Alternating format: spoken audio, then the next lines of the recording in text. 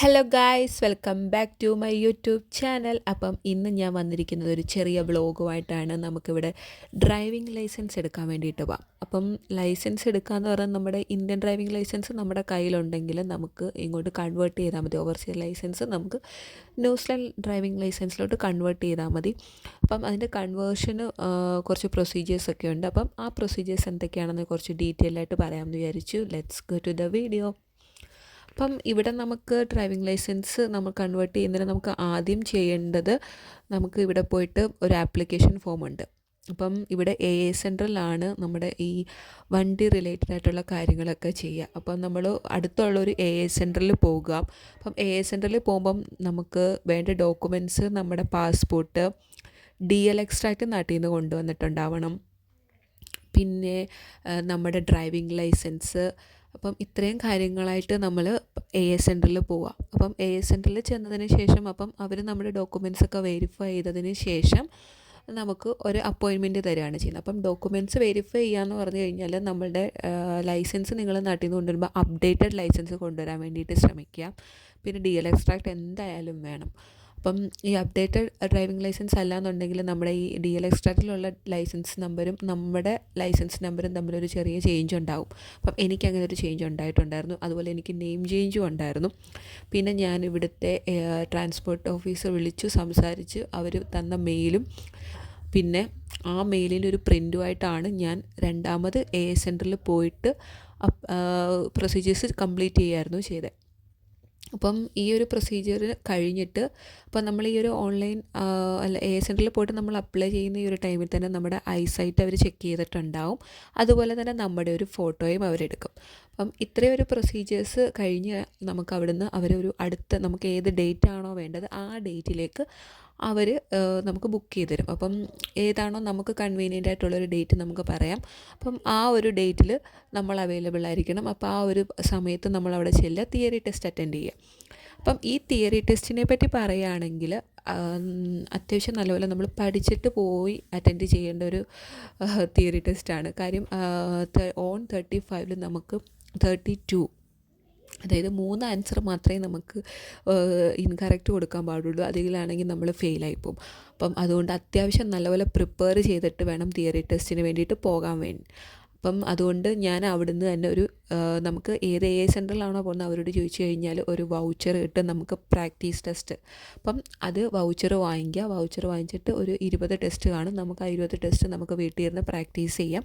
അപ്പം ഞാൻ ഇതിൻ്റെ കൂടെ തന്നെ ഒരു PDF കൂടെ കൊടുക്കാം. നിങ്ങളത് ഡൗൺലോഡ് ചെയ്യുകയാണെങ്കിൽ ആ ഒരു PDF ക്വസ്റ്റ്യൻസ് മാത്രം, അതായത് മോസ്റ്റ് ഓഫ് ദ ക്വസ്റ്റ്യൻസും ആ PDFയിൽ നിന്ന് തന്നെയായിരുന്നു വന്നത്. കുറച്ച് മാത്രമേ ഉള്ളായിരുന്നു നമുക്ക് അല്ലാതെ ഒരു കോറായിട്ട് വന്നിട്ടുണ്ടായിരുന്നത്.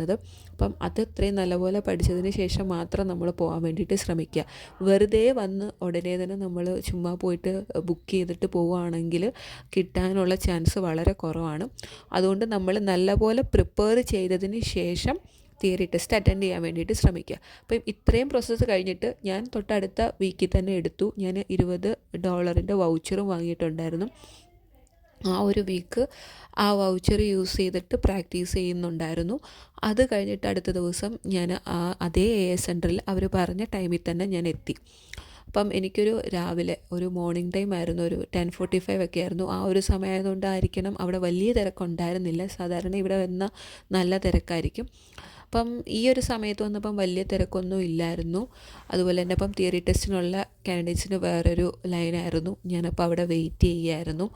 അപ്പം അവിടെ ഇങ്ങനെ നമ്മൾ കഴിഞ്ഞ വട്ടം നമ്മൾ വരുമ്പോൾ നമുക്കൊരു പേപ്പറും ഒക്കെ തരും. അപ്പം അതൊക്കെ വെച്ചിട്ട് നമ്മളവിടെ വെയിറ്റ് ചെയ്ത് കുറച്ച് കഴിഞ്ഞപ്പോൾ അവരെന്നെ വിളിച്ചു. അത് കഴിഞ്ഞ് എനിക്ക് അവിടെ ടെസ്റ്റിനൊരു നമ്മുടെ സ്ക്രീൻ കാണും. അപ്പോൾ അതിൽ ക്വസ്റ്റ്യൻസ് വരും. അതിൽ നമ്മൾ ക്ലിക്ക് ചെയ്ത് കൊടുക്കുക. അങ്ങനെ ഞാൻ ആ തിയറി ടെസ്റ്റ് പാസ്സായി. അത് കഴിഞ്ഞിട്ട് അവിടെ നിന്ന് ഇറങ്ങി. അപ്പം തിയറി ടെസ്റ്റിന് ശേഷം എനിക്കൊരു ടെമ്പററി ആയിട്ടൊരു ചെറിയൊരു പേപ്പർ പോലെ ഒരു ടെമ്പററി ലൈസൻസാണ് അവിടെ നിന്ന് എനിക്ക് കിട്ടി. അപ്പം ഇനി എൻ്റെ ഒറിജിനൽ ഡ്രൈവിംഗ് ലൈസൻസ് എനിക്ക് ബൈക്ക് പോസ്റ്റ് എനിക്ക് വീട്ടിൽ കിട്ടും. അപ്പം അത്രയേ ഉള്ളൂ നമ്മുടെ പ്രൊസീജിയേഴ്സ്. പിന്നെ ഇവിടെ നമ്മൾ ലൈസൻസിൻ്റെ ഡോക്യുമെൻറ്റ്സായിട്ട് വരുമ്പോൾ ഈ നെയിം ചേഞ്ച് അങ്ങനെ എന്ത് ഇഷ്യൂ ഉണ്ടെങ്കിലും പെട്ടെന്ന് തന്നെ അത് സോൾവ് ആവും. നമ്മളവരെ കോൺടാക്റ്റ് ചെയ്യുകയാണെങ്കിൽ അവരപ്പം തന്നെ നമുക്ക് മെയിൽ ചെയ്യുകയും നമുക്ക് എന്തൊക്കെ സപ്പോർട്ടിങ് ഡോക്യുമെൻറ്റ്സ് ആണോ വേണ്ടത് പെട്ടെന്ന് തന്നെ അത് സോൾവ് ചെയ്യുകയും ചെയ്തു. എനിക്കൊരു ഇഷ്യൂ ഉണ്ടായിരുന്നു, പക്ഷേ അത് പെട്ടെന്ന് തന്നെ സോൾവ് ആയിട്ടുണ്ടായിരുന്നു. അപ്പം നാട്ടിൽ നിന്ന് വരുമ്പം നമ്മൾ ഡോക്യുമെൻറ്റ്സ് എല്ലാം കൊണ്ടുവരാൻ വേണ്ടി ശ്രമിക്കുക. ഇവിടെ വന്നിട്ട് നമ്മൾ ഡോക്യുമെൻറ്റ്സ് ഇല്ല, അല്ലെങ്കിൽ എന്തെങ്കിലും ഈ അപ്ഡേറ്റഡ് ഡ്രൈവിംഗ് ലൈസൻസ് കൊണ്ടുവന്ന് കഴിഞ്ഞാൽ ആ ഒരു എനിക്ക് പഴയ ഡ്രൈവിംഗ് ലൈസൻസാണ് ഞാൻ കൊണ്ടുവന്നിട്ടുണ്ടായിരുന്നത്. അപ്പം എൻ്റെ ഡ്രൈവിംഗ് ലൈസൻസിലെ നമ്പരും DL എക്സ്ട്രാറ്റിലെ നമ്പരും തമ്മിലൊരു വ്യത്യാസം ഉണ്ടായിരുന്നു. പക്ഷേ കുഴപ്പമില്ലായിരുന്നു. പിന്നെ ഞാൻ വിളിച്ച് സംസാരിച്ചത് ഒരുവിധം ഓക്കെ ആയി. അങ്ങനെ ആ ഒരു കാര്യം കഴിഞ്ഞു. അത് കഴിഞ്ഞിട്ട് ഞാൻ തിരിച്ച് വീട്ടിൽ പോകാനായിട്ട് ബസ് സ്റ്റോപ്പിൽ വന്നതാണ്. ഇവിടുത്തെ ട്രാൻസ്പോർട്ട് സിസ്റ്റവും നല്ലതാണ്. കറക്റ്റ് ടൈമിന് തന്നെ ബസ് വരും. അപ്പം എനിക്ക് പോകേണ്ട ലൈനിലോട്ടായിരുന്നു ഞാൻ നിന്നിരുന്നത്. അപ്പം അവിടെ തന്നെ ആ ഒരു സ്ക്രീനിൽ കാണുന്ന അതേ സമയത്ത് തന്നെ എന്തായാലും ബസ് വരും.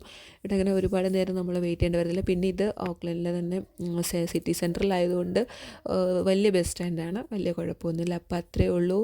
എന്തെങ്കിലും ഡൗട്ട് ഉണ്ടെങ്കിൽ നിങ്ങൾ ചോദിക്കുക. Okay, bye, see U.